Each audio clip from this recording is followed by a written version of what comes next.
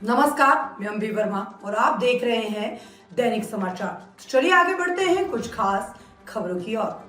यमुना नदी का महज 2% हिस्सा दिल्ली में पड़ता है और यमुना के प्रदूषण का 80% हिस्सा दिल्ली से मिलता है। यमुना को साफ करने के लिए अब तक 8,372 करोड़ रुपए खर्च हो चुके हैं और इतने खर्चे से दिल्ली में 37 सीवेज ट्रीटमेंट प्लांट बनाए गए हैं और नतीजा ये है कि देश की राजधानी से गुजरने वाली यमुना नदी देश की सबसे प्रदूषित नदी है। विडंबना ये है कि दिल्ली सरकार का दावा है कि उसके पास पानी को साफ करने का इतना बड़ा बुनियादी ढांचा है कि वह दिल्ली में पैदा होने वाले गंदे पानी का 80% साफ कर सकता है और अगले 2 महीने में ये क्षमता 100% गंदे पानी को साफ करने की होगी। Centre for science and environment ने अपनी नई रिपोर्ट में पाया है कि यदि दिल्ली के एसटीपी के ट्रीटेड पानी को यदि यमुना में सीधे पहुंचाया जाता है तो यमुना फिर से जीवंत हो जाती है, लेकिन स्थिति ये है कि 37 में से 33 एसटीपी यमुना तटों से काफी दूर बने हैं। उनका ट्रीटेड पानी जिन 22 नालों के जरिए यमुना में पहुंचता है उनमें पहले से गंदा पानी बह रहा होता है, इसीलिए पानी को ट्रीट करने का कोई फायदा ही नहीं होता।